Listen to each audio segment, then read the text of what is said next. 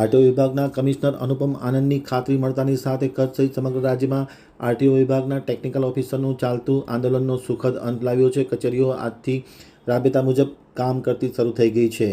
રાજ્યના આરટીઓ વિભાગના technical officer association દ્વારા કચ્છ સહિત સમગ્ર રાજ્યમાં પોતાના પડતર પ્રશ્ન અંગે આંદોલન ચલાવવામાં આવતું હતું। દરમિયાનમાં ગઈકાલે જડબેસલાક હડતાળ રાખવામાં આવી હતી અને આજે પણ માસ સીએલના કાર્યક્રમની જાહેરાત કરવામાં આવી હતી। દરમિયાનમાં એસોસિએશનના પદાધિકારીઓને આરટીઓ વિભાગના કમિશનર અનુપમ આનંદ દ્વારા ખાસ કરીને તેડું મોકલવામાં આવ્યું હતું અને તેમને બોલાવવામાં આવ્યા હતા। એસોસિએશનના પદાધિકારીઓ આરટીઓ વિભાગના કમિશનર અનુપમ આનંદને રૂબરૂ મળ્યા હતા અને તમામ પ્રશ્નો ઉકેલવાની ખાતરી આપી હતી।